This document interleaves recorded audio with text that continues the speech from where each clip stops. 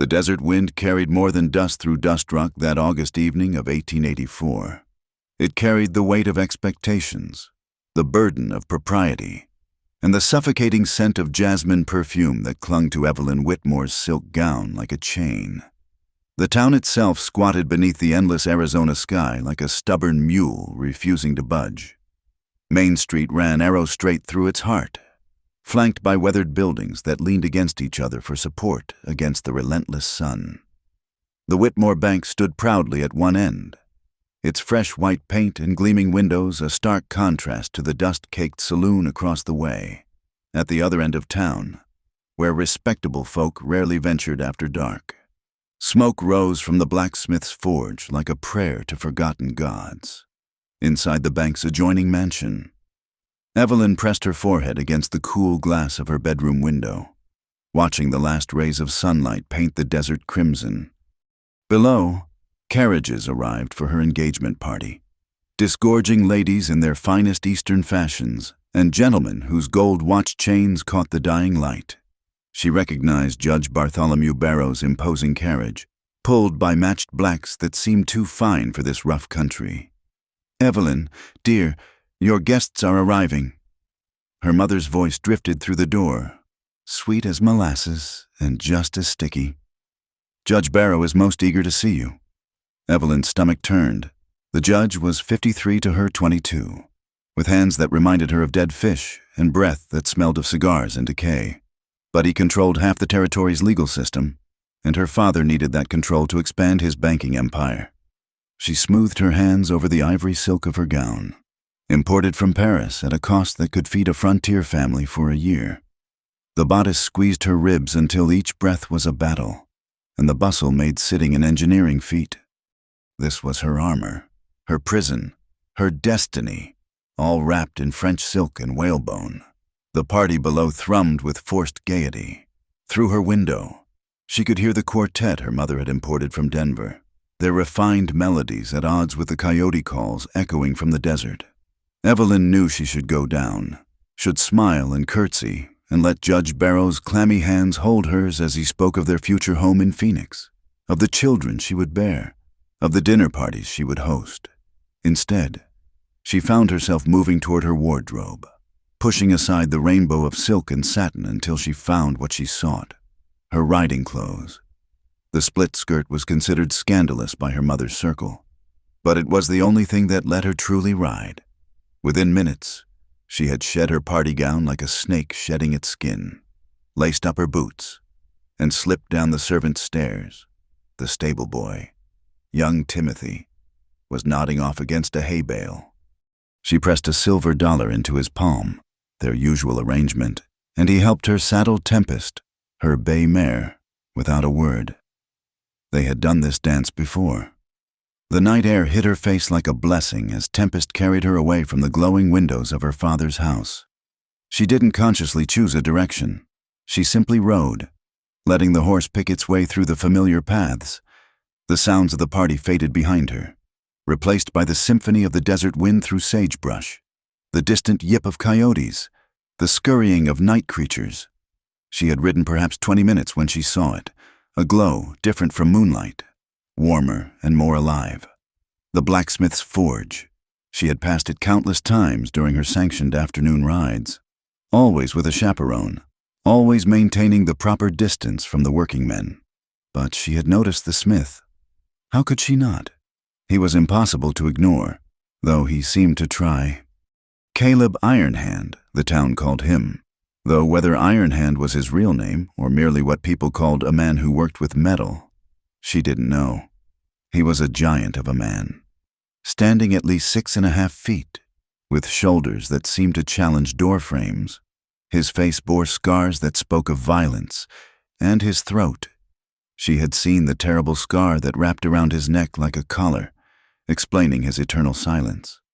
The forge stood at the edge of town, where the desert began its earnest claim on the land. It was a simple structure, rough timber frame, walls that were more gap than wood, and a roof that probably leaked when the rare rains came. But tonight, it glowed from within like a lantern, and she could hear the rhythmic ring of hammer on anvil. Evelyn dismounted, tying Tempest to a scraggly mesquite tree. She should turn back. She should return to her party, to her fiancé, to her duty. Instead, her feet carried her forward, drawn by the sound and the light and something else she couldn't name. The heat hit her first, a wall of warmth so different from the desert's dry burn. This was a living heat, born of coal and flame and human effort. Through the wide doorway, she could see him. Caleb stood before his anvil, shirtless, his massive torso gleaming with sweat that caught the firelight like oil. His muscles moved beneath his skin with a grace that belied his size, each movement precise and purposeful. He was shaping what looked like a horseshoe, but his attention to the task was complete, as if this simple object deserved all the skill he possessed. She must have made a sound, an intake of breath, a shift of her boot on gravel. Because he looked up. Their eyes met across the space, across the gulf of class and propriety, and everything that said this moment should not exist. His eyes were gray as storm clouds, set in a face that might have been handsome before whatever violence had marked it.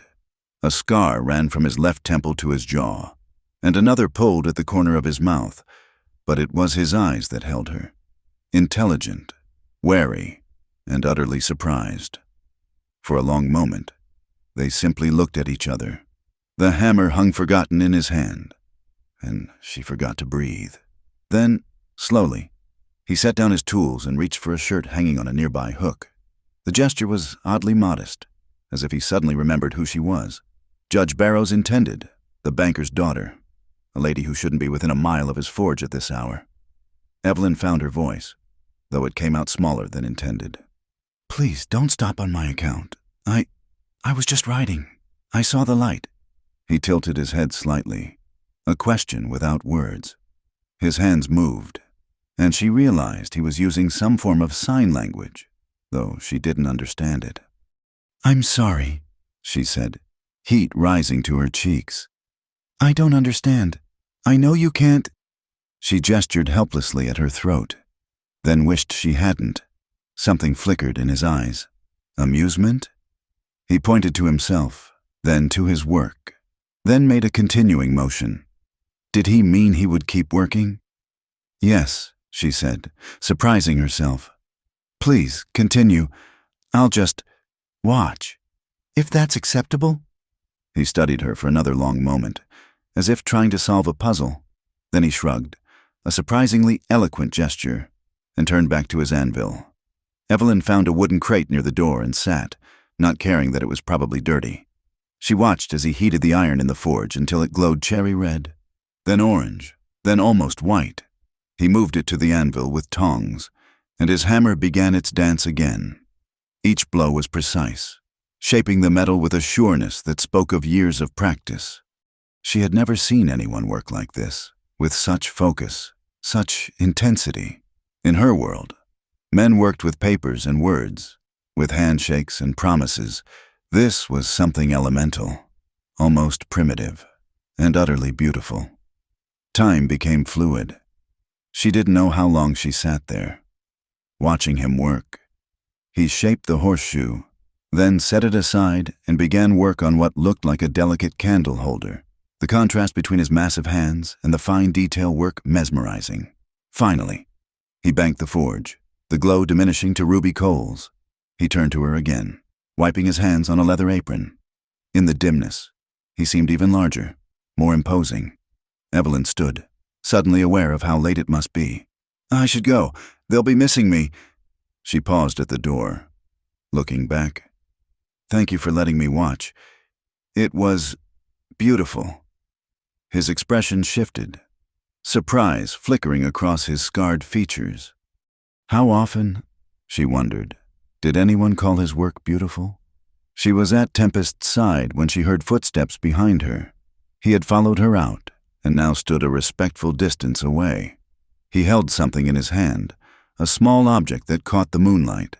He offered it to her, and she saw it was a nail, but unlike any nail she had ever seen, it had been worked into a tiny rose, no bigger than her thumb, each petal carefully shaped. "Did you just make this?" she breathed. He shook his head, pointed back at the forge, then held up several fingers. He had made it before, maybe days ago. "It's lovely." She took it, their fingers brushing for just an instant. His hands were calloused, scarred from countless small burns, but gentle. "Thank you." He stepped back, touched his forehead in an oddly formal gesture, and turned back to his forge. Evelyn rode home through the desert night. The little iron rose clutched in her hand. She slipped back into the house, back up to her room, and changed back into her prison of silk and whalebone. When she descended the stairs to rejoin her engagement party, her mother scolded her for her absence, and Judge Barrow claimed her for a dance with his cold, possessive hands. But all she could feel was the weight of the iron rose hidden in her bodice, pressing against her heart with each breath. All she could see were gray eyes reflecting firelight. All she could think was that for the first time in her 22 years, she had glimpsed what it might mean to be truly alive. That night, long after the guests had gone and the house had settled into sleep, Evelyn lay in her bed and held the iron rose up to the moonlight streaming through her window. Tomorrow, there would be consequences. Tomorrow, there would be questions and duties and the relentless march toward a future she didn't want. But tonight, she had seen a man shape metal with his hands, had felt the heat of honest work, had been looked at not as a prize or a possession, but simply as a woman who had appeared in his doorway like a desert spirit. She pressed the rose to her lips, tasting iron and possibility, and for the first time in longer than she could remember, Evelyn Whitmore smiled. The iron rose became her talisman. Evelyn kept it hidden in a small velvet box beneath her handkerchiefs, taking it out each night to run her fingers over its delicate petals. 3 days passed before she found another excuse to ride past the forge, this time in broad daylight with her mother's approved chaperone, Mrs. Abigail Hutchins, riding a respectable distance behind. Caleb was working outside, shoeing a horse for Ben Morrison from the Double Bar Ranch. He glanced up as they passed, his eyes meeting hers for just a moment before returning to his work. But in that moment, she saw recognition, perhaps even a flicker of warmth. "Dreadful man." "Mrs." Hutchins sniffed, her pinched face screwing up further. "They say he killed a dozen men during the war, Confederate or Union, depending on who's telling the tale. He's just a blacksmith," Evelyn said mildly, though her heart raced. "Just a blacksmith who can't even speak to defend himself. Mark my words, Miss Evelyn. There's something unnatural about a man who won't talk." "Won't or can't?" Evelyn wanted to ask, but she held her tongue. The next week, she contrived to lose a horseshoe while riding. It was surprisingly easy. A loose nail, a rocky path, and suddenly Tempest was limping. "Mrs." Hutchins fretted and fussed. But Evelyn pointed out that the forge was closer than the stable. "We'll have to stop there," she said innocently. "Unless you'd prefer to walk back to town?" The older woman's face went through several interesting colors before settling on resignation. The forge was busy. 2 other men waited with their horses, ranch hands by the look of them. Caleb acknowledged their arrival with a nod, but continued working on a broken wagon wheel. Evelyn dismounted, leading Tempest to the shaded area where the other horses waited. She watched him work, noting how the other men gave him a wide berth despite their need for his services. They spoke to each other, but not to him, pointing at what they needed and leaving payment on his workbench without waiting for change. When her turn came, Caleb examined Tempest's hoof with surprising gentleness. His huge hands were careful with the mare, who stood calmly under his touch. He looked up at Evelyn, pointed to the shoe, then to his forge, and held up 5 fingers. 5 minutes? $5? "Whatever it costs," she said. "And take your time. She's precious to me." Something softened in his expression.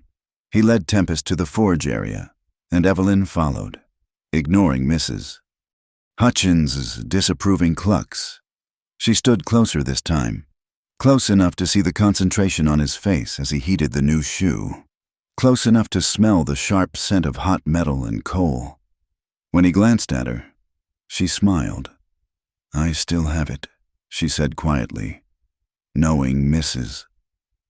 Hutchins couldn't hear over the ring of hammer on anvil. "The rose, it's beautiful." His hands stilled for just a moment. Then he returned to his work, but she thought she saw the ghost of a smile pull at the scarred corner of his mouth. This became her pattern. Every few days, she found reasons to pass the forge, sometimes stopping, sometimes just riding by. She learned his rhythms: early morning for heavy work, afternoons for finer pieces, evenings when he often worked alone by lamplight. 2 weeks into this dance, she arrived to find him reading. It surprised her so much she nearly dropped Tempest's reins. He sat on a bench outside the forge, a battered book in his hands, completely absorbed. When her shadow fell across the page, he looked up, and she saw embarrassment flash across his features. "Please don't stop," she said, dismounting. "Mrs. Hutchins had been left behind with a convenient headache. "What are you reading?" He showed her the cover. The Last of the Mohicans by James Fenimore Cooper. The binding held together with careful stitches. "I love that book," she said, settling onto the bench beside him, careful to maintain a proper distance. "Have you gotten to the part where Cora meets Uncas?" He nodded, then surprised her by pulling out a small notebook and pencil from his pocket. In neat, precise handwriting, he wrote, "You have read it?" "3 times, she admitted. "My father thinks novels are frivolous for women, but I smuggle them in from Denver." He wrote again, "You are not what I expected." "What did you expect?" A pause. Then, "Someone who would not speak to a mute blacksmith." "You're not mute," she said firmly. "Mute implies you were born unable to speak. You're—" She gestured helplessly, not wanting to reference the scar on his throat. "Voiceless," he wrote. "Better word. May I ask what happened?" His hand hesitated over the paper. Then, "War. Confederate raiders. They wanted information I didn't have." The matter-of-fact words chilled her more than any dramatic tale could have. "I'm sorry," she said softly. He shrugged, then wrote, "Why do you come here?" The question she had been asking herself. "Because—" She stopped, started again. "Because when I watch you work, I see someone creating something real, something that matters. All I do is pour tea and practice embroidery and discuss the weather." "That is not all you are," he wrote. "Isn't it?" The bitterness in her voice surprised her. "In 2 months, I'll marry Judge Barrow. I'll move to Phoenix, run his household, bear his children, and slowly suffocate in respectability. Then don't marry him."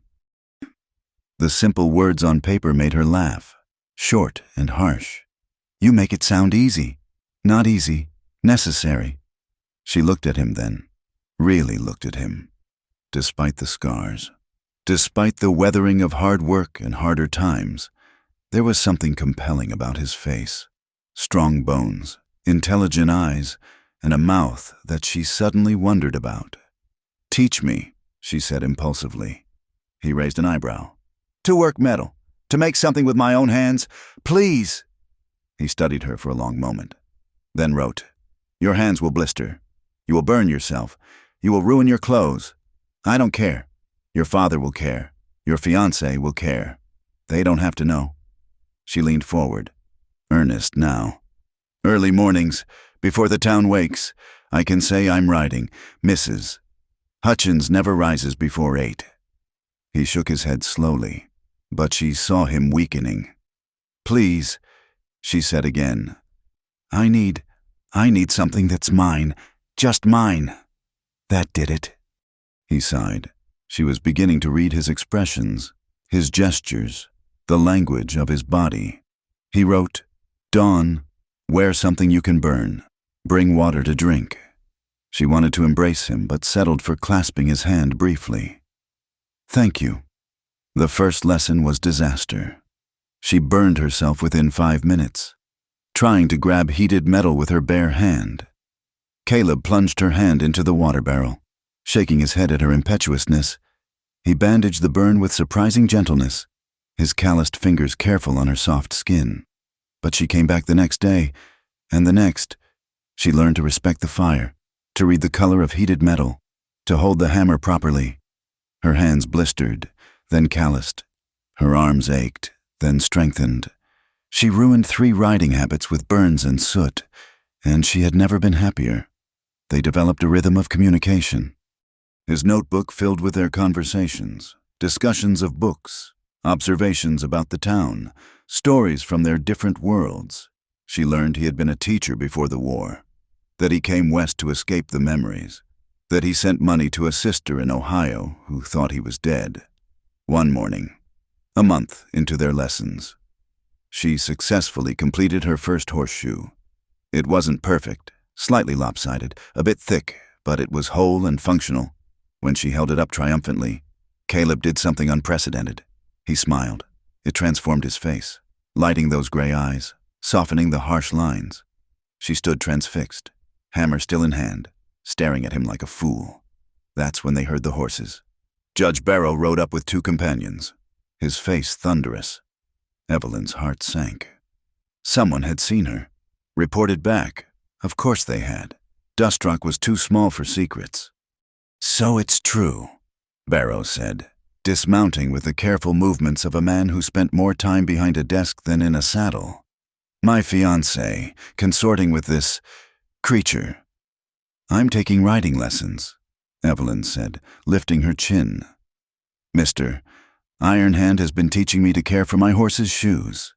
In men's clothing? At dawn. Unchaperoned." Barrow's pale eyes narrowed. "You will come with me immediately. Your father is waiting." "No." The word hung in the air like a challenge. Barrow's face flushed an unhealthy red. "I beg your pardon?" "I said no. I'm not finished with my lesson." Barrow stepped forward, reaching for her arm. "You will come now, or—" Caleb moved.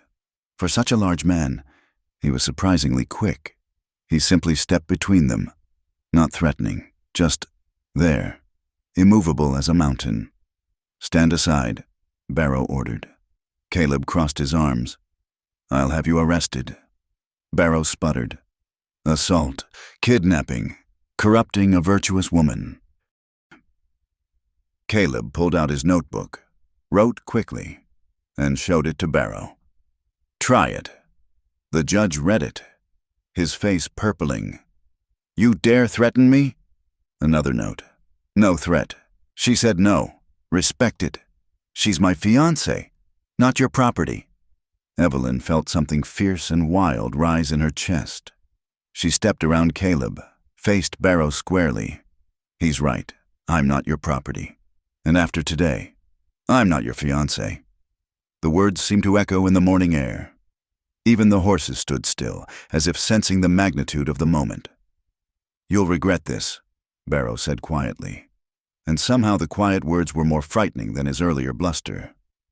"Both of you, your father will cut you off without a cent. You'll be ruined. No decent man will have you." "Then I'll find an indecent one." Evelyn shot back. Barrow's gaze shifted to Caleb, cold and calculating. "And you? I know men like you, ex-soldiers, drifters, men with violence in their past. It won't take much digging to find something. Some warrant, some unpaid debt, some enemy looking for you. I'll see you hanged or driven out." He mounted his horse with wounded dignity, his companions following. "You have until sunset to come to your senses, Miss Whitmore. After that, I wash my hands of you." They watched him ride away, dust devils swirling in his wake. Evelyn realized she was shaking. From anger or fear or exhilaration, she couldn't tell. Caleb touched her shoulder gently, a question in his eyes. "I'm all right," she said, though she wasn't sure it was true. I just ended my engagement. Oh God, what have I done?" He wrote carefully. "What you needed to do." She laughed, edging toward hysteria. "My father will disown me. I'll have nothing, nowhere to go. You have your strength, your skills, your courage. I have blistered hands and one lopsided horseshoe." He smiled again, softer this time, then wrote, "You have a friend." She looked at him, this scarred, silent man, who had stood between her and her fiancé without hesitation, who had taught her patience and skill and the satisfaction of creation, who looked at her now with such steady faith. "Yes," she said quietly. "I do." The sun climbed higher, painting the desert gold. Soon the town would wake, and word would spread like wildfire. By noon, everyone would know that Evelyn Whitmore had refused Judge Barrow, had chosen a blacksmith's forge over a mansion in Phoenix. But for now, in the moment, she picked up her hammer and returned to her work. The iron was waiting, patient and full of possibility, just like her new life. The confrontation with her father came at sunset, just as Judge Barrow had promised. Evelyn stood in the parlor of the house she had called home for 22 years, watching Jonathan Whitmore pace behind his mahogany desk like a caged cougar. "Have you completely taken leave of your senses?" His voice was dangerously quiet, more frightening than any shout. "Do you have any idea what you've done?" "I've refused to marry a man I don't love," Evelyn replied, surprised by her own steadiness. "Love?" Her father spat the word like a curse. "What does love have to do with anything? This marriage would have secured our position in the territory. Barrow controls the courts, the land grants, the souls of everyone forced to deal with him." Evelyn finished. "I won't be another possession in his collection, Father, and instead you'll be what? That mute savage's whore?" The slap of the words made her flinch, but she held her ground. "I'll be free." "Free?" He laughed bitterly. "Free to starve? Free to be shunned by decent society? Free to scrub floors and take in washing like common trash?" "If necessary, yes." He stopped pacing, stared at her as if seeing a stranger. "Then you're no daughter of mine. You have 1 hour to pack what you can carry. After that, I never want to see you again." Evelyn had expected this, had tried to prepare herself, but the finality of it still stole her breath. "Mother," "Your mother agrees with me. You've shamed us all." He turned his back, staring out at the darkening desert. 1 hour, Evelyn, not a minute more. She climbed the stairs to her room on legs that felt disconnected from her body. 1 hour to pack a life? What did one take into exile? Her hands moved without conscious thought. Practical clothes, her few pieces of jewelry that had been gifts from her grandmother. Not her father, her small hoard of saved money, barely $20. Her books, but only 3 could fit. The iron rose. As she packed, she heard commotion outside. Through her window, she could see torches gathering in the street. Word had spread, and the righteous citizens of Dust Rock were congregating like carrion birds. A soft knock at her door made her jump. Lucy, her former maid, slipped inside, tears streaming down her young face. "Oh, Miss Evelyn, is it true? You're leaving?" "I have to, Lucy."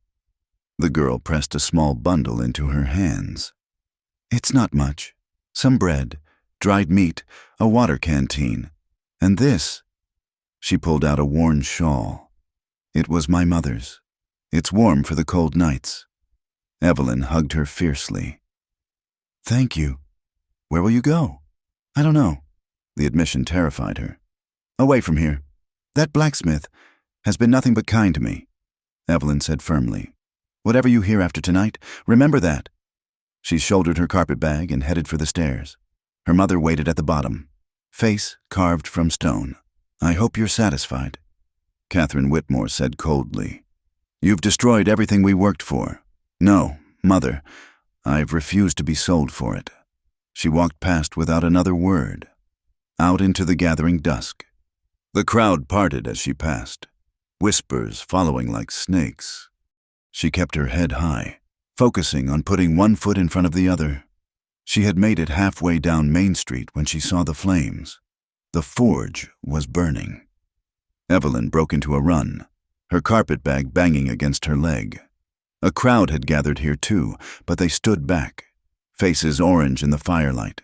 She pushed through them, searching desperately. "Caleb!" His name tore from her throat. "Caleb!" She found him by the water trough, bleeding from a gash on his forehead, his shirt torn. 3 men held him down while Judge Barrow stood over him, adjusting his cuffs fastidiously. "Ah, Miss Whitmore, come to see your handiwork?" The judge's smile was cold as winter wind. "This creature assaulted me. These good men witnessed it." "Liar!" Evelyn flew at him, but other hands caught her, held her back.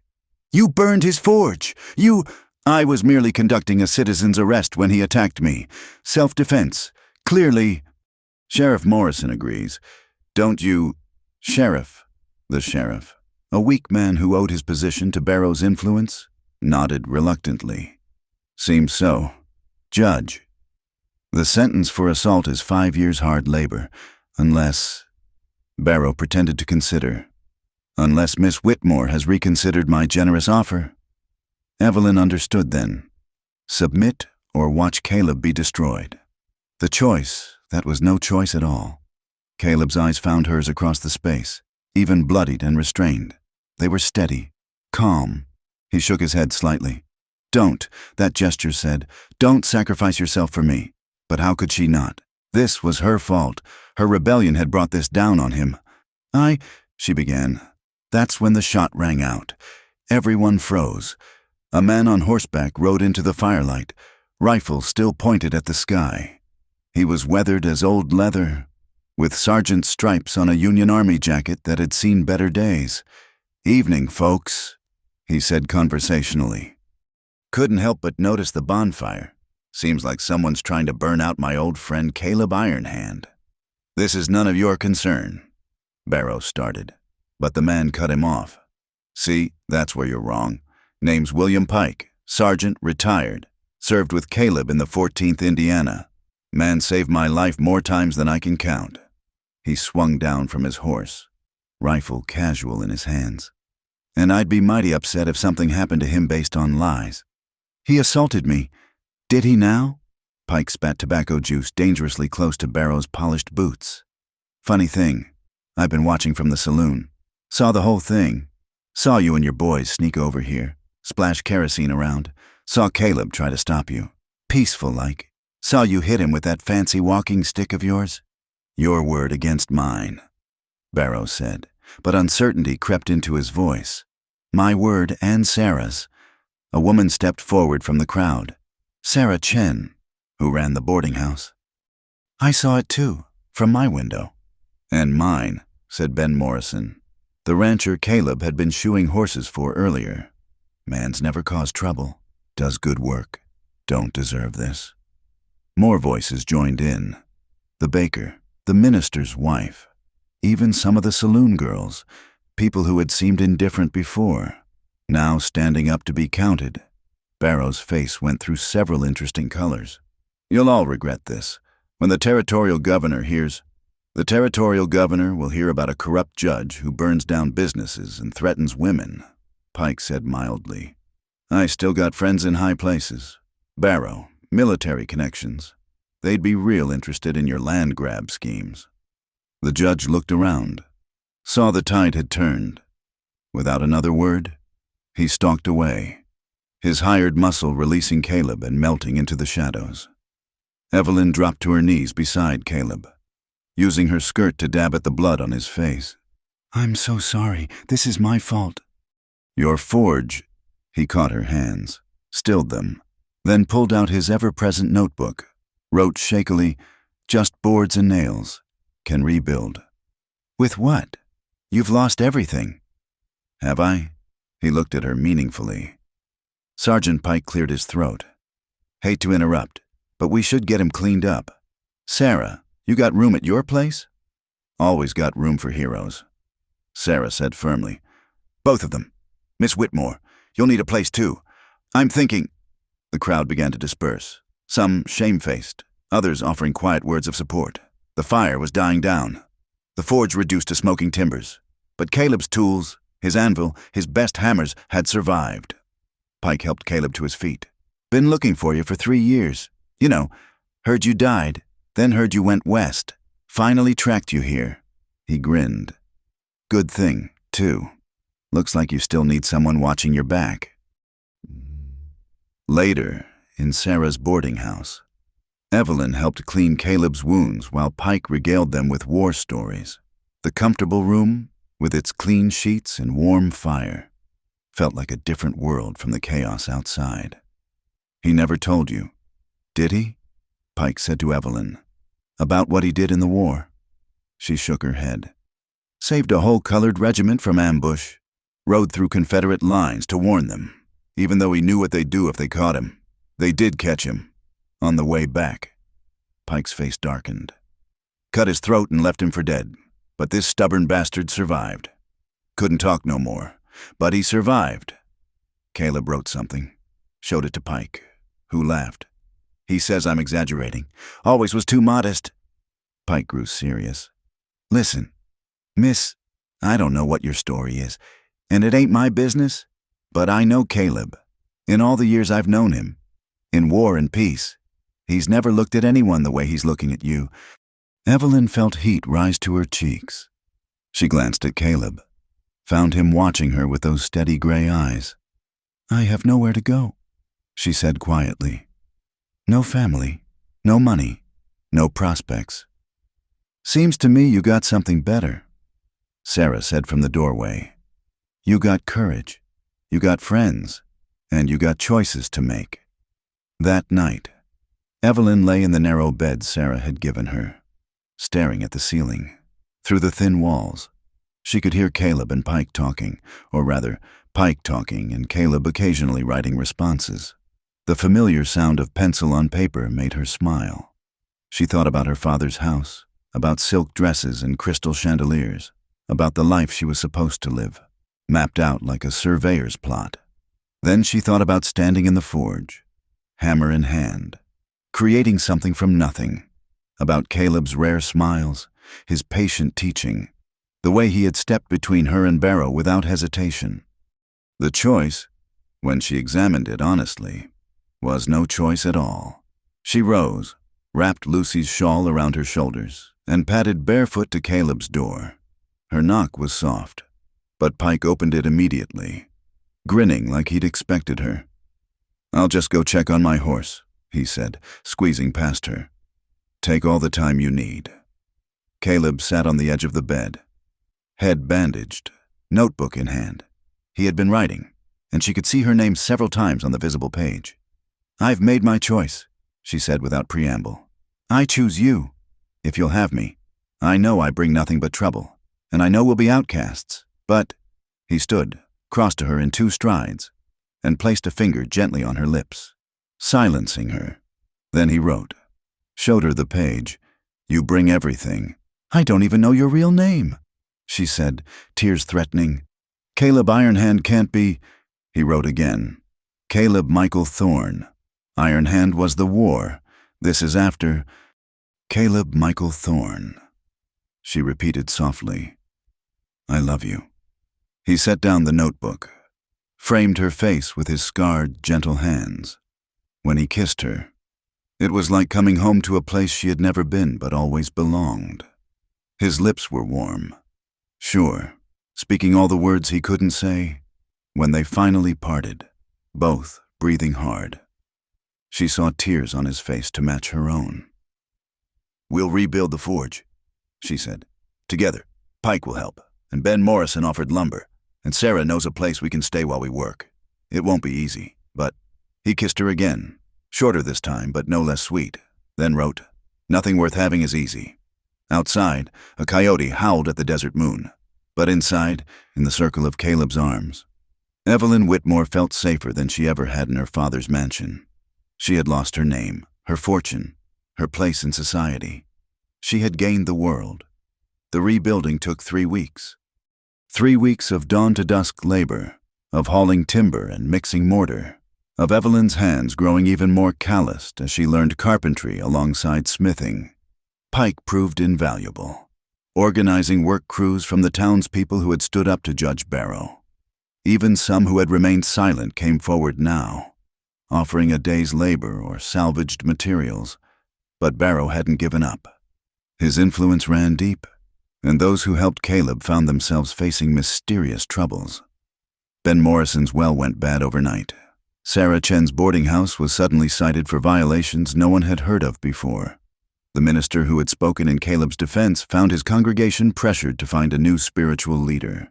He's squeezing them, Pike said one evening as they shared a simple meal in the half-rebuilt forge. Trying to isolate us. Caleb wrote, Let them go, not their fight. It is now. Evelyn said firmly. They chose to stand with us. But the pressure was working. Fewer people came to help. Orders for Caleb's work dried up as ranchers and townspeople feared Barrow's retribution. Within a month of the fire, it became clear they couldn't stay in Dust Rock. The decision to leave came on a night when the desert wind howled like a living thing. They sat in the reconstructed forge, smaller now, but functional, discussing their options. California, Pike suggested. Goldfields always need good smiths. Caleb shook his head. Wrote, too many people, too much law. Mexico? Evelyn offered. But even as she said it, she knew it wasn't right. They needed something else, somewhere else. That's when they heard the horses. Many horses, moving fast. Pike grabbed his rifle. Caleb his hammer. Evelyn took the pistol Pike had been teaching her to use, but it wasn't Barrow's men. It was a single rider, leading a string of horses, riding hard with something urgent in his bearing. He pulled up at the forge in a cloud of dust, and Evelyn recognized him. Samuel Redfeather, a half-Apache trader who occasionally passed through town. Iron Hand? He gasped, sliding from his lathered horse. Need help. Apache camp soldiers coming. Women and children trapped in Skeleton Canyon. Caleb was already moving, gathering supplies. He wrote quickly. Showed Evelyn, my friend from the war. His sister married Apache. Must go. We'll all go, Pike said, checking his weapons. This isn't your... Samuel started. The hell it isn't, Evelyn interrupted, already saddling Tempest. How many soldiers? 12, maybe 15. They think the band has been raiding, but it's not them. It's Comancheros using Apache signs to throw off blame. They rode through the night, following paths Evelyn couldn't see, trusting Samuel's knowledge of the land. The moon was new, providing little light, but the horses seemed to know the way. As dawn painted the sky purple and gold, they reached the mouth of Skeleton Canyon. Evelyn could see why it had its name. White rocks jutted from the red earth like bones of some ancient giant. The Apache camp was small, maybe 30 people, mostly women and children with a handful of old men. They had taken shelter in a box canyon, natural walls providing protection but also trapping them if the soldiers found the entrance. Samuel's sister, Mary Redfeather, ran to meet them. Her face was painted with worry and dust. They're close, maybe an hour behind. The children. Caleb surveyed the situation quickly, then began writing, showing pages to Samuel and Pike. A plan formed. They would create a false trail leading away from the canyon, make it seem the band had fled south toward Mexico. I'll stay with the camp, Evelyn said. If the soldiers do find them, maybe a white woman's presence will... Caleb's hand on her arm stopped her. His eyes said what he couldn't. The danger was too great. He's right, Mary said softly. If soldiers find you here, they'll say you were captive. Use it to protect the children. The men rode out to lay the false trail, leaving Evelyn with the Apache band. She helped the women pack what little they had, held babies while their mothers prepared to flee if necessary. Despite the danger, she felt oddly calm. These people, supposed savages according to her father's world, treated her with quiet dignity. An hour passed, then 2. One of the boys watching from the canyon rim whistled, riders approaching. But it was Caleb and the others, riding hard. Worked, Samuel said breathlessly. Soldiers took the bait, heading south. But we need to move. Now! What followed was a careful exodus. The band split into small groups, each taking different routes to a safer camp deeper in the mountains. Caleb and his group escorted the largest contingent, the women with small children who couldn't travel fast. They moved by night, hid by day. On the 3rd night, as they climbed into the Dragoon Mountains, Caleb suddenly pulled Evelyn aside, pointing to their back trail. Fires, too regular to be natural. Someone was following. Barrow, Pike said grimly. Must have gotten wind of our direction. He's got a posse. They pushed harder, but the children were exhausted, and some of the elderly couldn't maintain the pace. As dawn approached on the 4th day, Caleb made a decision. He would delay the pursuers, give the others time to reach safety. Not alone, Evelyn said firmly. He wrote rapidly. This is what I do. What I trained for. Trust me. I do trust you, which is why I'm staying. Pike sided with Evelyn. 3 guns better than 1, even if one can't shoot worth a damn. he said, grinning at her. They found a defensive position in a narrow pass, good cover, clear fields of fire. The Apache band continued on with Samuel and Mary, promising to send help if they could. The wait was agony. Evelyn's mouth went dry despite the water she sipped. This wasn't like the controlled fear of defying her father or standing up to Barrow in town. This was primal, immediate. The posse appeared with full daylight. 8 men. Barrow not among them, but his influence clear in their determination. They approached cautiously, knowing Caleb's reputation. "Iron Hand," one called.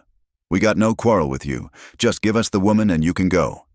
Caleb's answer was a shot that took the man's hat off. The message was clear. What followed was a careful, deadly dance. The posse had numbers, but Caleb had position and experience. Pike's military precision complemented Caleb's guerrilla tactics. Even Evelyn managed to contribute, her shots keeping heads down if not finding targets. But ammunition wasn't infinite, and the sun climbed higher, beating down mercilessly. Evelyn's throat was parched, her hands shaking from tension and exhaustion. That's when they heard it. A sound like thunder, but from a clear sky. Horses, many horses, approaching fast. The posse heard it too, confusion rippling through their ranks.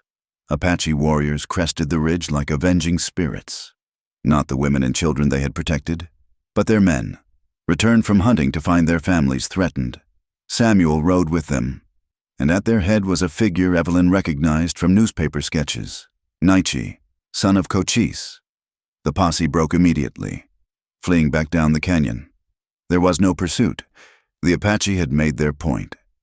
Nietzsche himself approached their position, dismounting with fluid grace.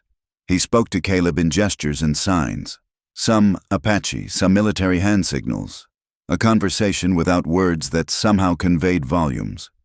"He says you are welcome in these mountains." Samuel translated. "He remembers you from the war, when you warned his scouts of an ambush. The Apache do not forget debts." They were escorted to the Apache camp, where they were reunited with the women and children they had protected. That night, around fires that seemed to hold back the darkness of the world. Evelyn watched Caleb interact with these people.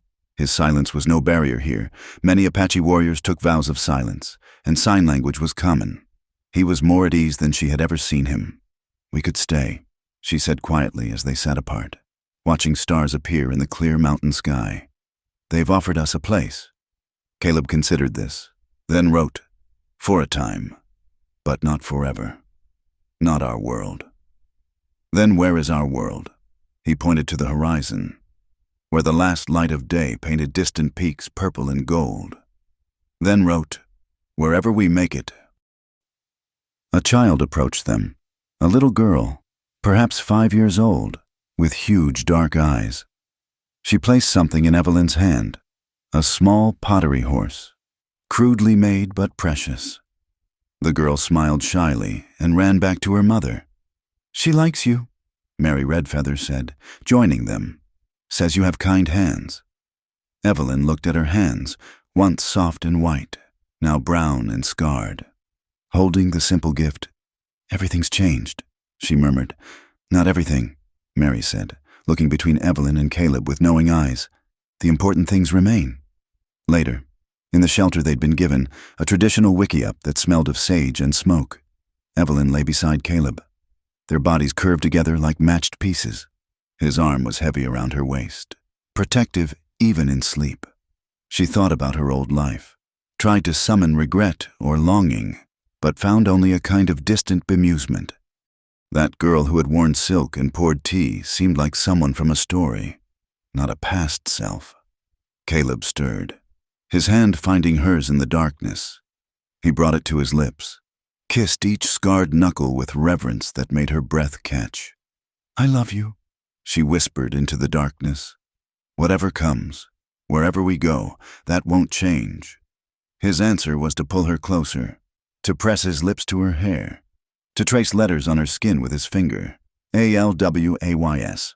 Outside, coyotes sang to the moon, and the wind carried the scent of creosote and sage. Inside, Two people who had found each other across impossible divides, held tight and dreamed of the world they would make together. In the morning, they would face new challenges. Barrow wouldn't give up easily. The Apache, while grateful, couldn't shelter them forever. The wider world, with all its prejudices and dangers, waited beyond these mountain sanctuaries. But for now, in this moment, they were simply Caleb and Evelyn. Not the banker's daughter and the mute blacksmith, not the disgraced woman and the scarred veteran, but two souls who had chosen each other over everything else the world had offered or demanded. And that, Evelyn thought as sleep finally claimed her, was worth any price they might have to pay. They stayed with the Apache through the autumn months, but as winter approached, Caleb grew restless. He and Pike would disappear for days, scouting the surrounding territory. Evelyn knew they were looking for something, a place to settle, somewhere far from Barrow's reach, but close enough to civilization to make a living. It was Mary Redfeather who first noticed Evelyn's condition. "You're with child," she said simply one morning as they gathered mesquite beans. It wasn't a question. Evelyn's hand went instinctively to her belly. She had suspected for weeks, but had pushed the knowledge aside, afraid to voice it even to herself. "How did you know?" "The way you move. The way you turn from certain smells." "How long?" 3 months, maybe 4. Since those early days after leaving Dust Rock, when she and Caleb had clung to each other in Sarah's boarding house, finding comfort and hope in their newfound love. "Have you told him?" "Not yet. I don't know how he'll react. We have no home, no security. What kind of life can we offer a child?" Mary smiled. "The same life my mother offered me. Love, strength, the knowledge of who they are. The rest is just details." That night, Evelyn found Caleb sitting alone by their fire, sketching in a leather journal Pike had given him. He drew sometimes when words failed him, landscapes mostly, but occasionally her face, captured in quick, sure strokes. She sat beside him, gathering courage. Finally, she took his hand and placed it on her still flat stomach. For a moment, he didn't understand. Then his eyes widened, met hers with a question she answered with a nod. The journal fell forgotten as he pulled her into his arms, his body shaking with emotion. When he finally released her, she saw tears on his scarred face. He wrote with trembling hands, "Are you well? Are you happy?" "Yes to both," she assured him. "But Caleb, we need a real home now, somewhere safe."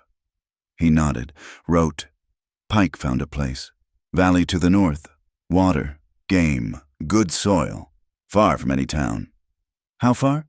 2 days' ride to nearest settlement, but safe. Safety had become their primary concern.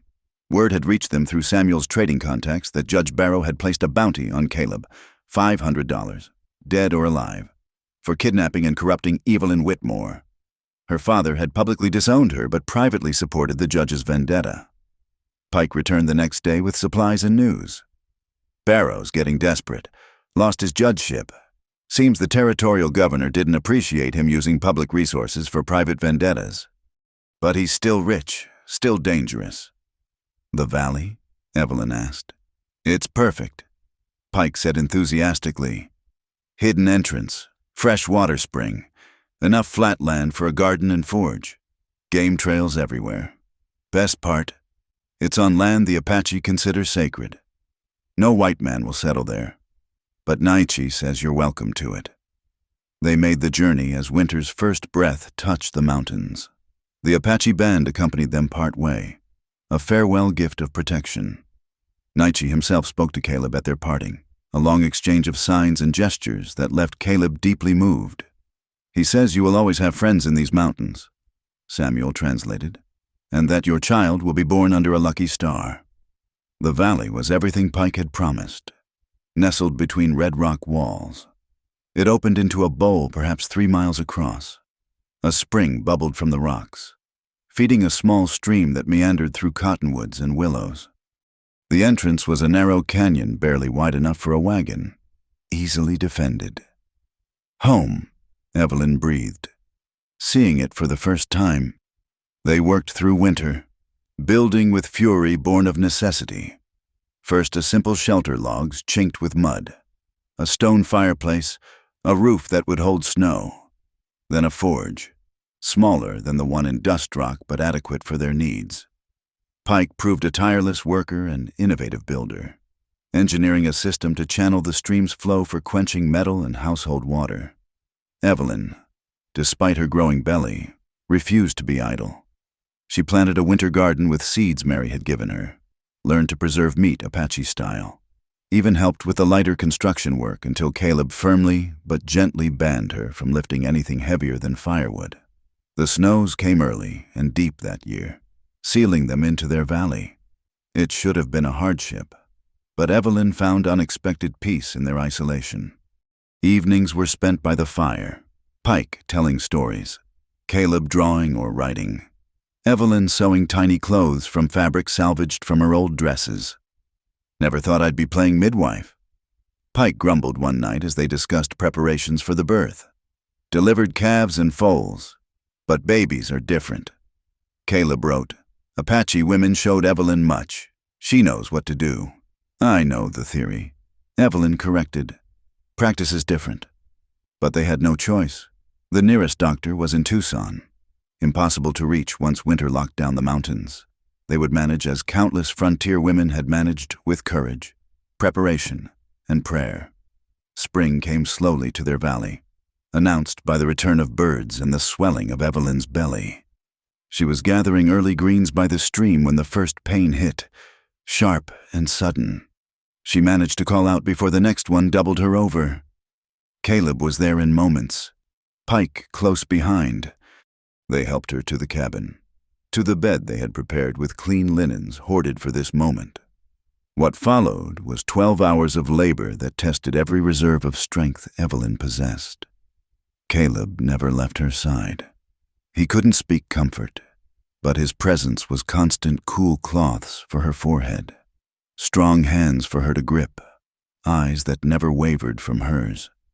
Pike paced outside like an expectant father, occasionally calling through the door to ask if they needed anything. As dawn broke over the valley walls, Thomas Michael Thorne entered the world with a cry that echoed off the canyon walls. He was perfect. 10 fingers, 10 toes, a shock of dark hair like his father's, and his mother's stubborn chin. "He's loud enough," Pike observed, finally allowed inside to meet the newest resident of their hidden valley. "Got his mama's gift for making herself heard?" Evelyn, exhausted but euphoric, watched Caleb hold his son for the first time. The wonder on his face, the gentle way his scarred hands cradled the tiny form, made her tears flow anew. "He'll need to learn signs," she said softly. "To speak with his father." Caleb looked at her with such love it took her breath away. He wrote with one hand while holding Thomas with the other. He will learn both, words and silence, like his parents. Recovery was slow but steady. The valley provided for them game for meat, wild plants for medicine, clear water for healing. Evelyn learned to balance a baby on her hip while tending garden, to nurse while helping Caleb with simple forge work, to sing lullabies that echoed off red rock walls, but their peace was fragile, and they knew it. The attack came in late summer, when Thomas was barely 4 months old. Evelyn was alone with the baby, Pike and Caleb having gone to check their trap lines. She heard the horses first, too many, moving too carefully to be friendly. She barred the door, loaded the rifle, and positioned herself by the window. Through a crack in the shutters, she counted 6 men, Barrow himself leading them. Somehow, he had found their sanctuary. "Mrs. Ironhand," Barrow called, using the name with mocking emphasis. "Or should I say, Miss Whitmore? I know you're in there. Come out peacefully, and no one needs to be hurt." Thomas began to cry. The sound galvanized Evelyn into cold fury. She fired through the window, her shot taking Barrow's hat off and sending his men diving for cover. "The next one won't miss," she shouted. "Get off our land." "Your land?" Barrow laughed bitterly. "You have no land, no legal marriage, no rights at all. I'm here to rescue you from that savage who kidnapped you. Your father wants you home." "My father disowned me." "He's reconsidered, willing to forgive all if you come back now. The child, too. He'll be raised properly." given every advantage. All you have to do is say Iron Hand forced you. Go to hell. The siege began. Barrow's men spread out, surrounding the cabin. Evelyn knew she couldn't hold them off indefinitely. She had maybe 20 rounds, and Thomas needed feeding, changing, comforting. Where were Caleb and Pike? As if summoned by her desperate thoughts, she heard it, Pike's rifle speaking from the ridge above. One of Barrow's men cried out, clutching his shoulder. Then another shot. Another man down. Caleb must be circling to the other side, Pike providing cover. It's over, Barrow. Pike's voice boomed across the valley. You're outnumbered and outgunned. By 2 men and a woman? Barrow called back, but uncertainty colored his tone. His answer came in the form of Apache war cries echoing off the canyon walls. Naiche and his warriors appeared on the ridges, armed and painted for war. Samuel Redfeather rode with them, rifle across his saddle.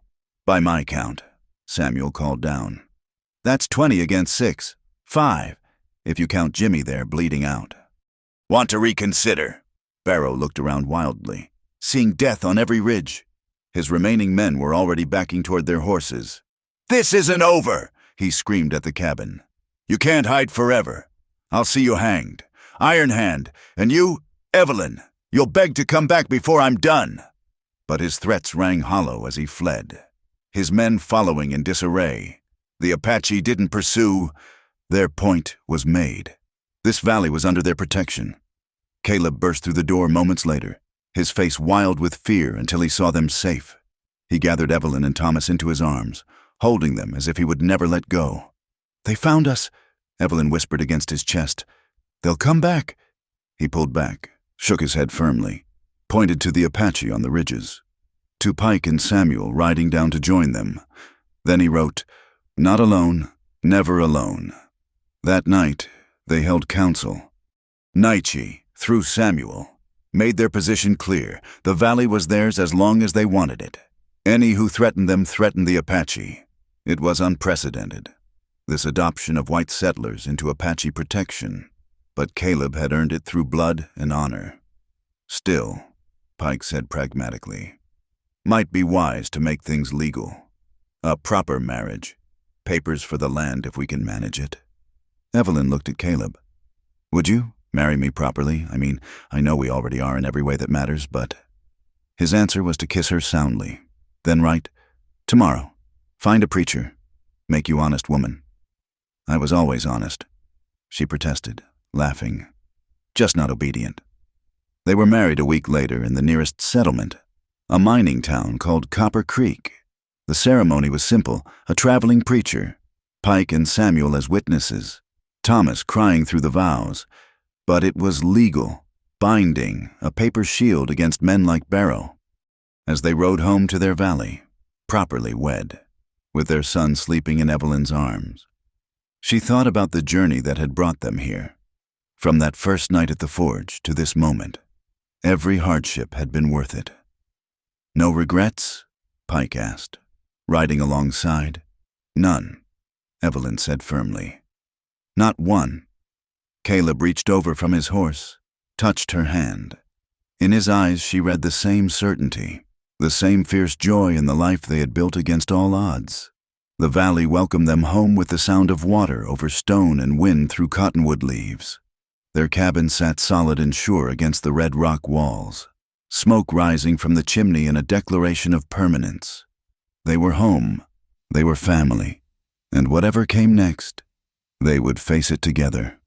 The storm struck without warning on a November night, turning the peaceful valley into a howling chaos of wind and rain. Evelyn woke to the sound of Thomas crying and the cabin shaking under nature's assault. Caleb was already up, securing shutters that threatened to tear loose. Lightning illuminated the valley in stark, terrifying flashes. The stream, usually a gentle murmur, roared with flash floodwaters. But it wasn't the storm that sent ice through Evelyn's veins. It was the smoke she smelled on the wind, distinct from their banked fire. Caleb smelled it too. His face went grim as he reached for his rifle. Through the storm's fury came the sound of horses, many horses, and men's voices shouting to be heard over the wind. Barrow? Evelyn asked, clutching Thomas close. Caleb shook his head, uncertain. He peered through the gun slot Pike had insisted they build into the door. What he saw made him step back quickly. Grabbing his notebook. Soldiers, 20 or more.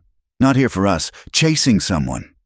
Before Evelyn could respond, desperate pounding came at their door. Please, for God's sake, let us in. It was a woman's voice, young and terrified. Against her better judgment, Evelyn opened the door. A girl stumbled in, maybe 17. Apache by her features, but dressed in the tattered remains of a white woman's dress. Behind her, an older Apache woman supported a man bleeding heavily from his side. Lucy? Evelyn gasped, recognizing her former maid beneath the dirt and fear. What? How? No time, Lucy sobbed. The soldiers, they burned the Apache camp. Everyone scattered. These are Mary Redfeather's cousins. Please, they'll die out there. Caleb was already moving, helping bring the wounded man inside. The older woman introduced hastily, as Ruth was a healer, but she needed supplies they didn't have. The man, her son Joseph, had taken a cavalry saber to the ribs defending the camp's children. The army's gone mad, Lucy explained as they worked to stop Joseph's bleeding. New commander says all Apache are hostile. No exceptions. They hit the winter camp at dawn. I was there trading. She broke down crying. Evelyn held her while Caleb and Ruth worked on Joseph.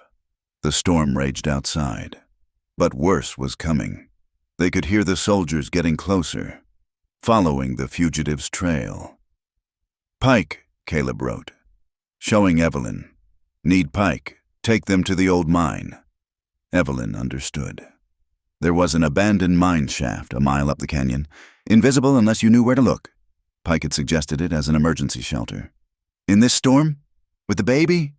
Caleb's face was anguished but determined. He wrote, I'll delay them. Go. No? Evelyn's voice was steel. We don't separate. Ever. That's when Pike burst through the door, soaked and wild-eyed. Soldiers coming up the canyon, maybe 10 minutes behind me. He took in the scene, the wounded Apache, Lucy, the baby. Well, hell.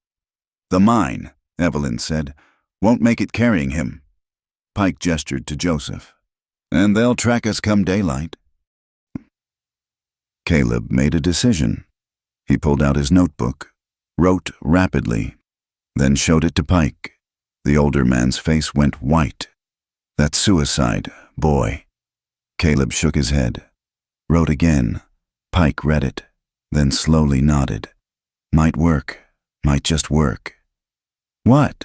Evelyn demanded. He's going to surrender. Pike said quietly, Tell them he forced you to stay, that you're his prisoner. With luck, they'll be so happy to get the notorious Caleb Ironhand they won't search further. Absolutely not. But Caleb was already moving, gathering things, his journal, his few possessions, pressing them into her hands. He wrote one more note. For Thomas, when he asks about his father. Caleb, no! He caught her face between his hands, kissed her with desperate passion.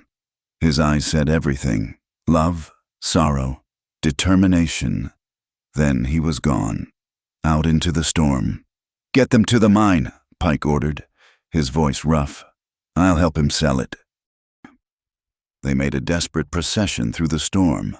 Evelyn carrying Thomas, Lucy supporting Ruth, who half carried her son. The mine was cold and damp, but hidden. They huddled in the darkness, listening to the storm and their own thundering hearts. They heard the shots an hour later. Just two, echoing even over the wind. Evelyn bit her hand to keep from screaming. Dawn came gray and bitter. Pike appeared like a ghost from the mist, his face telling the story before his words. He's alive. They took him. Believed his story about kidnapping you. His voice broke. Had to make it look real. I shot him in the shoulder, made it seem like he was trying to escape. Where? Evelyn's voice was dead. Fort Buchanan first, then probably Yuma Prison. Pike met her eyes. I'm sorry, girl. It was the only way. Soldiers were blood mad. Would have killed everyone. Ruth spoke for the first time, in accented but clear English. Your man saved us. Joseph will live because of him. They stayed hidden for 3 days while Pike scouted. The soldiers had indeed taken Caleb and left, satisfied with their prize. The rain had washed away any tracks to the mine. They were safe, but at what cost? Evelyn moved through the next weeks like a sleepwalker. She helped nurse Joseph back to health, settled Lucy and Ruth into the cabin, cared for Thomas. But part of her was gone, riding in chains toward a prison that swallowed men whole.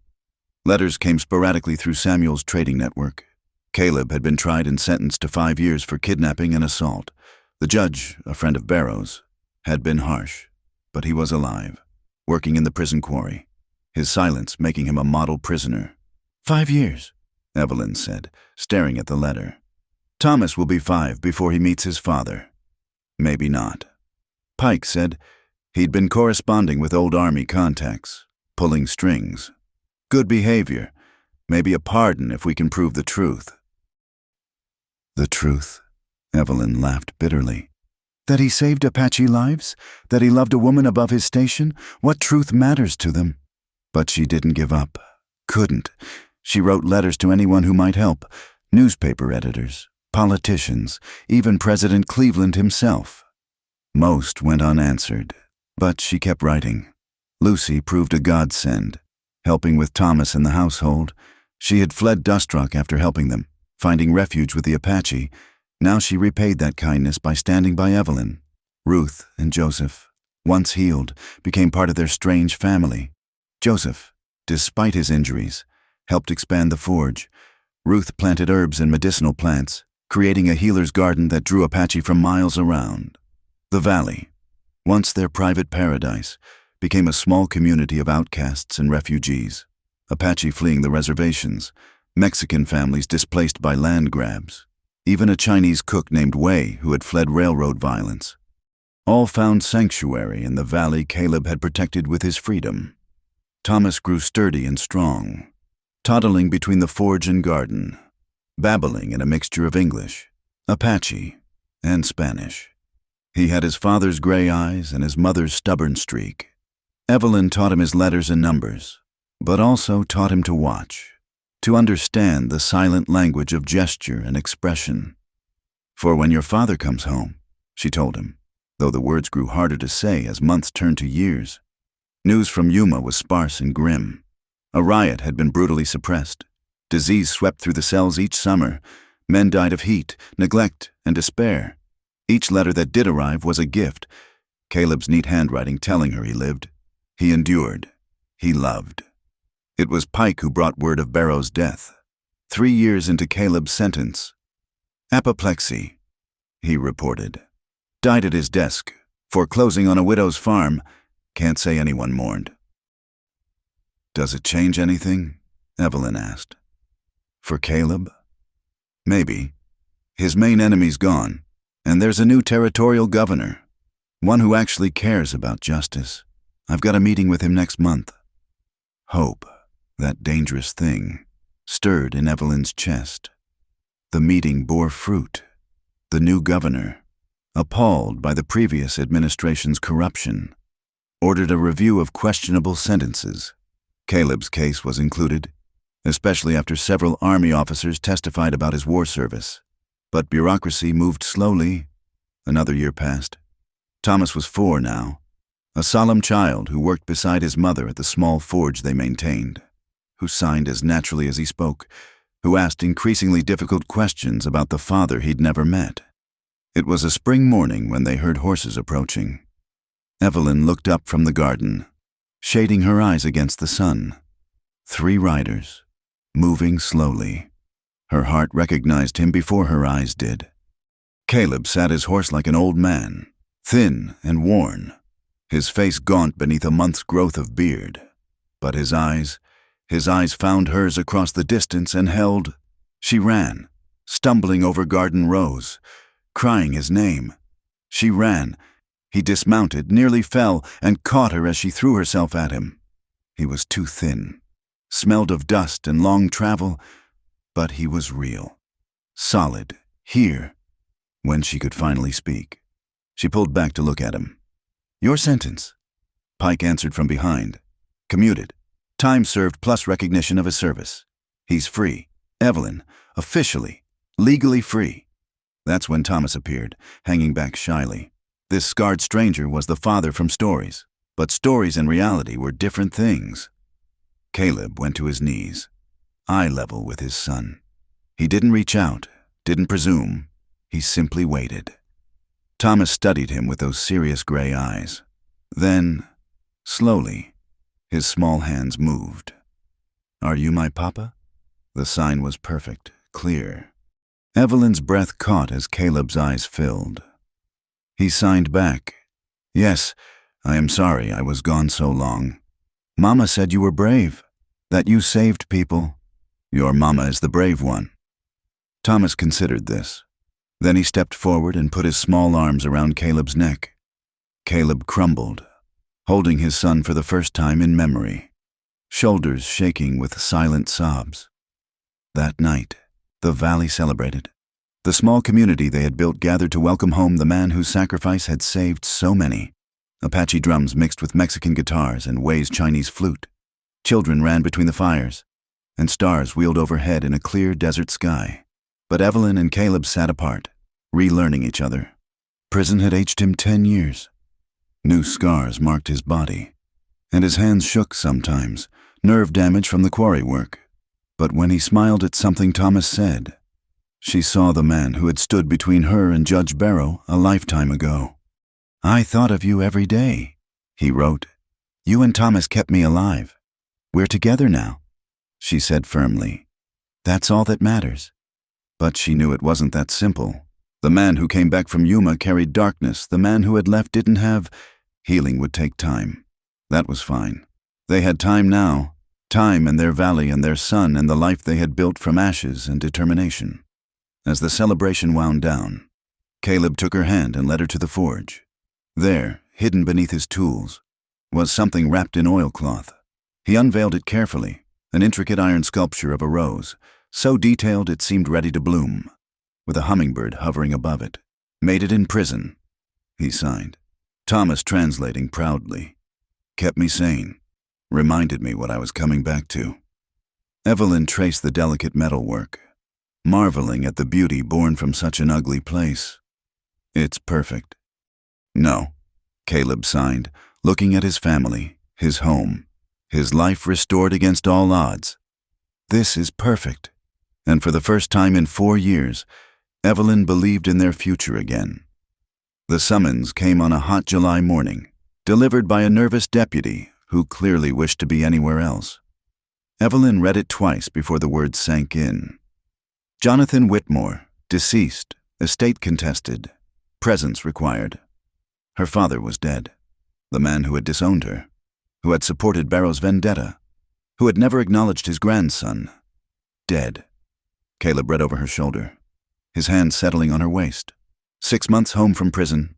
He was still too thin, but work and Ruth's healing had restored much of his strength. He wrote on his ever-present pad, "You don't have to go." "I know." She folded the paper carefully. "But I think I need to." The journey to Dust Rock took 3 days. Evelyn rode Tempest, now gray around the muzzle but still steady. Caleb rode beside her on his bay gelding, rifle across his saddle. Thomas sat in front of his father, chattering excitedly about seeing a real town. Pike had stayed to watch the valley with Lucy and the others. "Are you sure about this?" he'd asked. "That town has no good memories. Maybe it's time to make peace with the past." Evelyn had replied, though her stomach churned at the thought. Dust Rock had changed. The bank still anchored Main Street, but new buildings crowded between the old. A railway depot sat where the old livery had been. Progress had found the desert town. They took rooms at Sarah Chen's boarding house. Sarah, older but still formidable, embraced Evelyn fiercely. "Heard you were dead," she said bluntly. "Heard a lot of things. Good to see lies for what they are." The next morning, Evelyn dressed in her best clothes, simple but respectable, and walked to the law office. Caleb waited outside with Thomas, understanding this was something she needed to face alone. The lawyer, Mr. Harold Pemberton, was new to her but old to the territory. His office smelled of leather and tobacco, the walls lined with law books. Mrs. Thorne, he said, consulting his papers. Or should I say, Miss Whitmore? Mrs. Thorne is correct. I have the marriage certificate if you require proof. Ah, yes. Well, he cleared his throat. This is somewhat irregular. Your father's will was quite specific. Everything to charity, with the explicit provision that you receive nothing. However, there's another will. Earlier, dated before your estrangement. It names you sole heir. The question is, which will stands? Evelyn felt nothing at this news. No triumph, no sorrow. I assume my mother contests the earlier will? Your mother passed 2 years ago. Pneumonia. No. The contest comes from Judge Barrow's widow. She claims your father owed the judge substantial sums, debts that should be paid from the estate before any inheritance. Barrow had no widow. He never married. Pemberton shifted uncomfortably. Apparently he did. Shortly before his death, a young woman named Constance Mills. She has documents. The door burst open. A woman swept in, young and beautiful in the hard way that spoke of calculation rather than nature. Evelyn recognized the type, had seen them in her father's bank, smiling at rich men, hunting security. So you're the prodigal daughter, Constance Barrow said, looking Evelyn up and down. The one who threw away everything for a mute savage? My husband is neither mute nor savage, Evelyn said calmly. He's a veteran and a craftsman. Now, what do you really want? Constance's beautiful mask cracked slightly. What's mine? Barrow promised me security. Your father owed him. My father owed him nothing. If there were debts. Produce the papers. Oh, I have papers. Constance smiled nastily. Letters between them, discussing you, how to handle the Evelyn problem. Price negotiations for getting you back. Your father offered $10,000 to anyone who could return you, willing or not. The words hit like physical blows. But Evelyn kept her face neutral. And these letters prove a debt how? Services rendered. Barrow spent considerable resources hunting you. That commune you hide in, he knew where it was planning one last raid when he died. Then it's fortunate he died, Evelyn said flatly. Pemberton intervened. Ladies, please. The court will decide the validity of all claims. The hearing is tomorrow. Evelyn left the office to find a crowd gathered outside. Word had spread. The banker's disgraced daughter had returned, but instead of hostility, she saw curiosity, even sympathy. The town's memory of Barrow was not kind. Mrs. Thorne, a familiar voice called. Ben Morrison pushed through the crowd, older but still recognizable. Good to see you back. How's that husband of yours? Well, thank you. She was surprised by the warmth in his greeting. He did good work, fair prices. Not many like that anymore. He lowered his voice. That woman claiming to be Barrow's widow? She's trouble. Showed up a month after he died, claiming all sorts of things. Watch yourself. That evening, in Sarah's parlor, they held council. Sarah had gathered intelligence with the efficiency of a general. Constance Mills was a saloon girl in Phoenix, she reported. Worked the high-class establishments. Barrow was a regular customer. But married? No one saw that coming. Could the marriage be false? Evelyn asked. Anything's possible, but proving it... Sarah shrugged. Caleb had been writing steadily. He showed his pad to Evelyn. Why do you care? We don't need their money. It was true. Their valley community was largely self-sufficient. The forge brought in enough money for necessities. They didn't need the Whitmore fortune. It's not about the money, Evelyn said slowly. It's about the truth. My father supported hunting us, hurting us. If that's true, I need to know. Thomas, playing with wooden blocks in the corner, looked up. Was grandfather bad? The innocent question pierced her heart. How did you explain such complex betrayals to a 4-year-old? He was complicated, she said finally. Sometimes people do wrong things because they're afraid.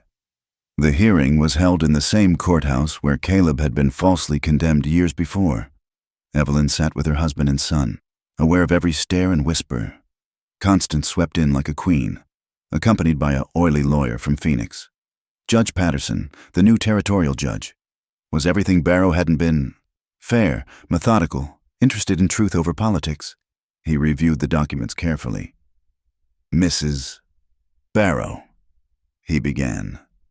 These letters you've produced are interesting, but I see no formal contract, no promissory notes, just correspondence between two men discussing a family matter. The intent is clear. Constance's lawyer argued. Mr. Whitmore engaged Judge Barrow's services. To commit kidnapping? Patterson's voice was sharp. Because that's what these letters describe. Plans to abduct a grown woman against her will. The courtroom stirred. Constance's beautiful face showed the first cracks of worry.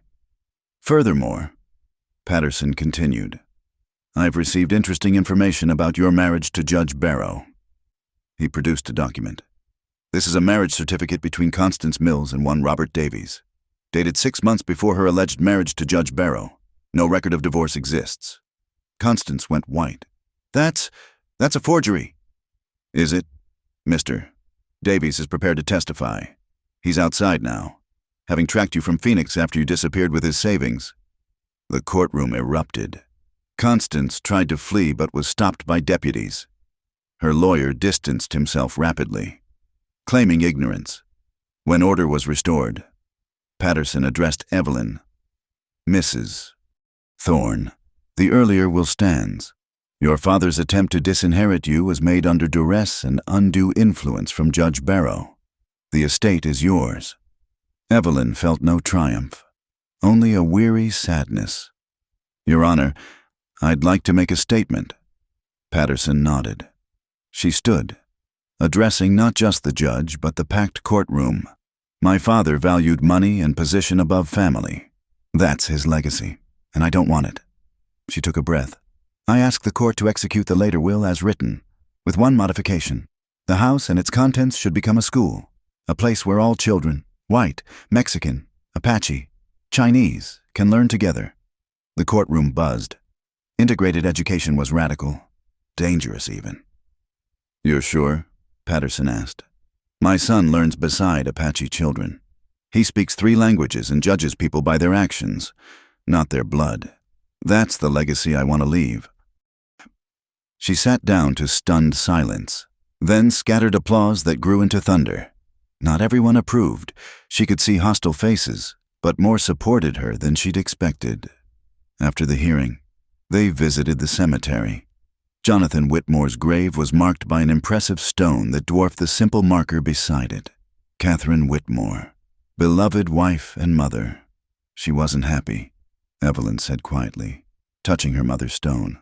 Always afraid of what people thought, of losing position. In the end, what did it gain her?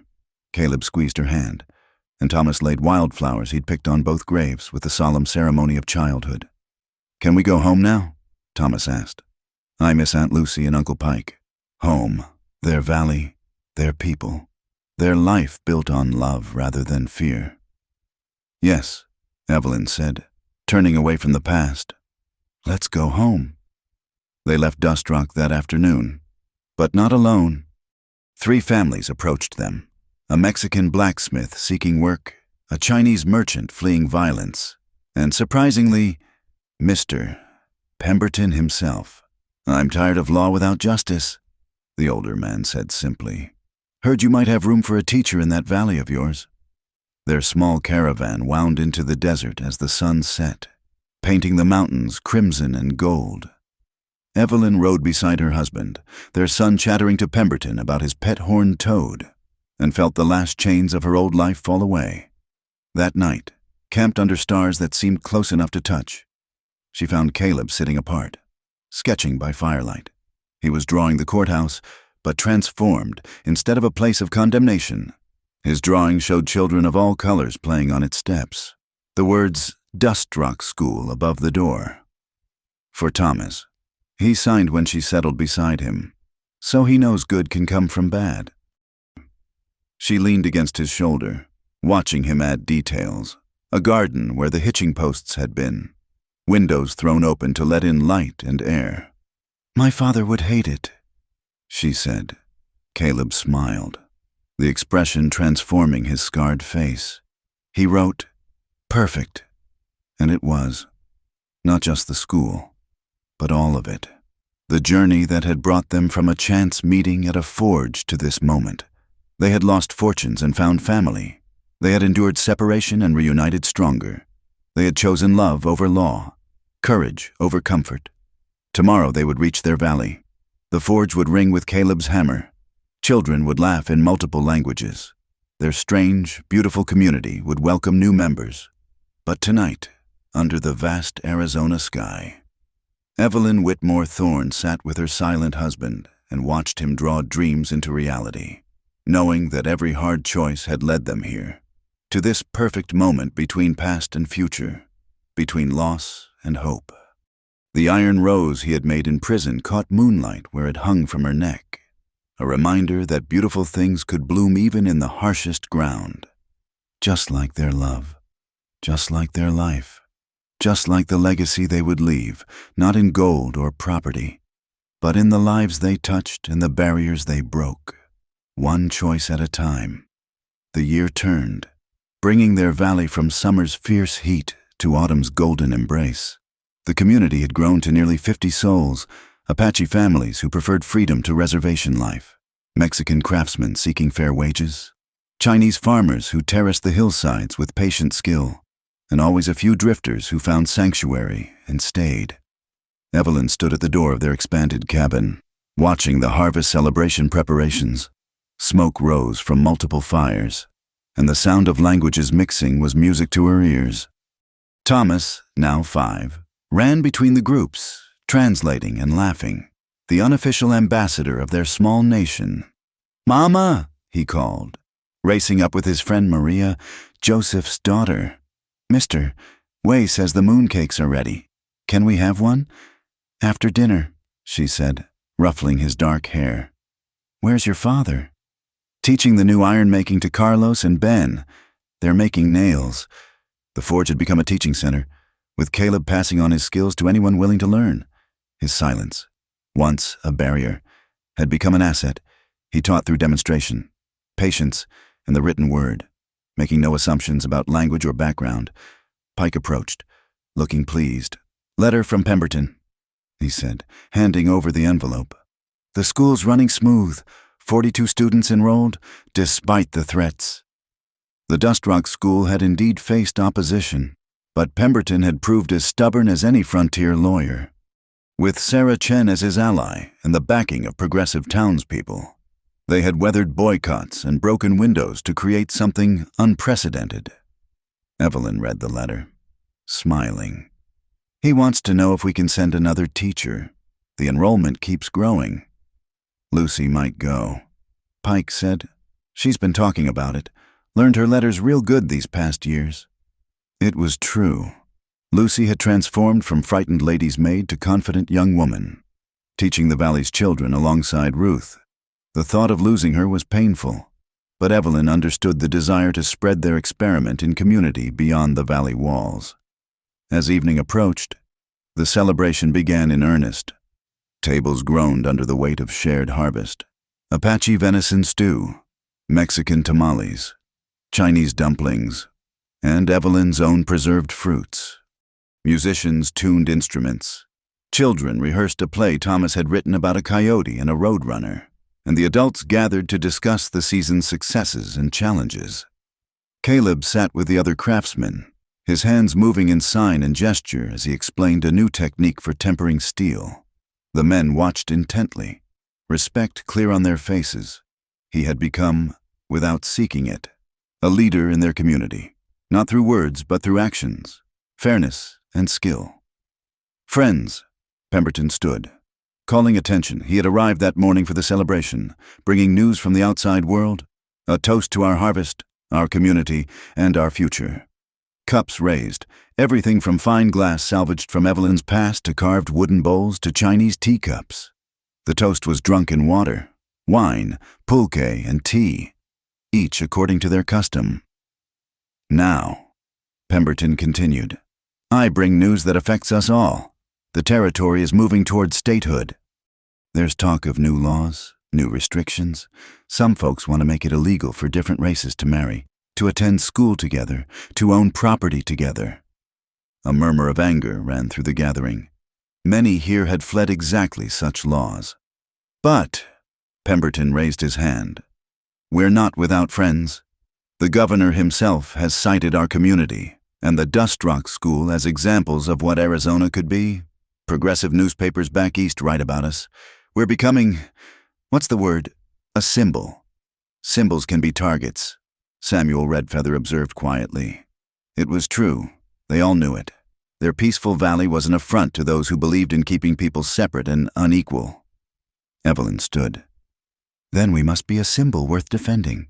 Not with violence, but with prosperity. Every successful harvest, every child who learns to read, every craft mastered and taught, these are our weapons. Pretty words, said a new voice. But words didn't stop bullets at Wounded Knee. The speaker was a young Apache man, newly arrived and still angry from whatever had driven him to their sanctuary. Several people shifted uncomfortably. Caleb rose, moving to face the young man. His signs were slow, deliberate, with Thomas translating in a clear voice. I was at Sand Creek, saw what bullets do, lost my voice to violence, but I have seen more change come from this forge than from any gun. You are welcome here, but leave your war outside our valley. The young man met Caleb's steady gaze, then slowly nodded. I will try, he said simply. The tension eased, and the celebration resumed.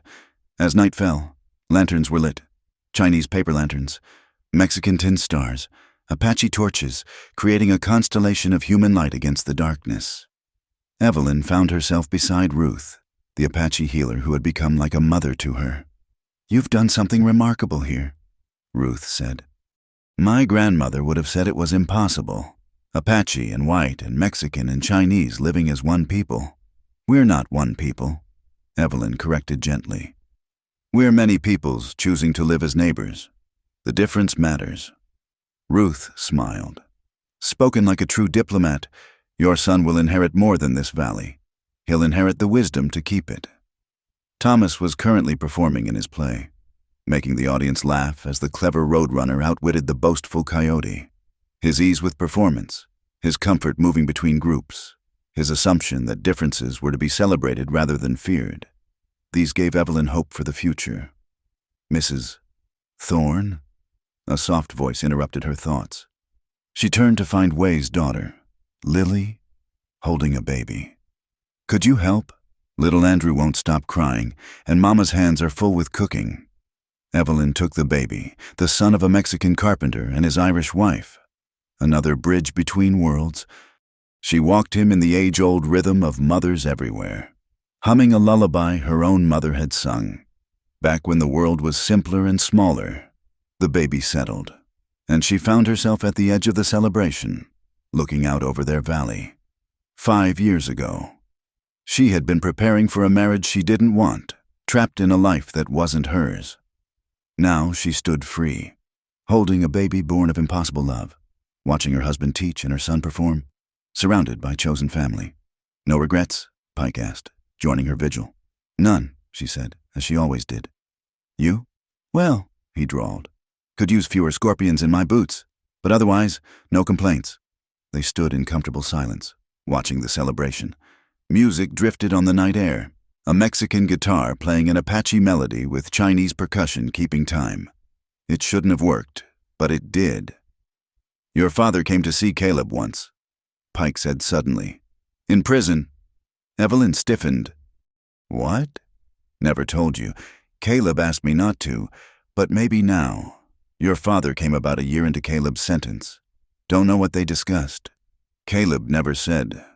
But after that visit, the worst of the harassment stopped. Caleb got better work details, decent food. Your father looked diminished when he left, like he'd seen something that shamed him. Why tell me now? Because forgiveness is harder than anger, but it weighs less to carry. Pike patted her shoulder. Just something to think on. Later, as the celebration wound down and families drifted to their homes, Evelyn sat with Caleb by their own fire. Thomas slept between them, exhausted from his theatrical triumph.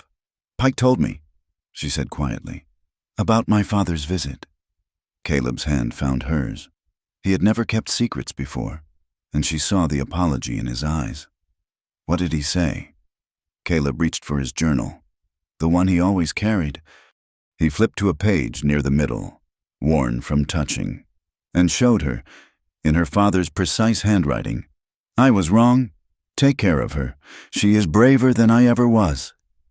Tears came then, for the father she had lost before she ever really had him, for the understanding that came too late, for all the bridges burned and rebuilt. He knew about the baby. Caleb signed. I told him about Thomas. He cried. They sat with that knowledge between them, the weight of it both heavy and somehow freeing. Tomorrow there would be work, always work in their valley. New families to integrate, crops to tend, skills to teach, children to raise. The outside world would continue its slow march toward either progress or destruction, and they would continue to build their small answer to hate. But tonight, they had this, the dying fire, their sleeping sun, the quiet of a community, at peace. Caleb pulled out a new creation from his pocket, something he'd been working on in secret. It was a compass, beautifully crafted, with their initials entwined on the cover. Inside, where north should be, he had etched a tiny rose, so we never lose our way. He signed. Evelyn kissed him then, tasting smoke and hope and home. When they finally gathered Thomas and headed inside, the stars were wheeling toward dawn, and somewhere in the valley, a coyote sang to the moon, not mournful but joyful, a wild celebration of survival against all odds. Their story was far from over. There would be challenges, statehood and its laws, the endless prejudice of the outside world, the simple difficulties of keeping 50 souls fed and sheltered and united. But tonight, none of that mattered. What mattered was this: a woman who chose love over law, a man who spoke volumes in silence, a child who bridged worlds with laughter, and a community that proved the impossible possible. One day at a time. The iron rose still bloomed eternal on their mantle, surrounded now by other treasures, a Chinese prosperity knot, an Apache wedding vase, a Mexican cross, a child's drawing of their valley family. Each piece different, each precious, each part of a whole that was greater than its parts. Just like them, just like the life they'd built from ashes and hope. One choice at a time, one soul at a time, until the impossible became inevitable and love conquered all. Thank you for listening to this tale from the Wild West, where love bloomed between an unlikely couple against all odds. I'm curious, where are you listening to this story? Are you by a cozy fireplace, on your daily commute, or perhaps under the stars like our characters? Please subscribe to Wild West Campfire and share your thoughts in the comments. Let me know what touched your heart in Evelyn and Caleb's journey. And don't forget to share this story with others who believe in the power of love to overcome any obstacle.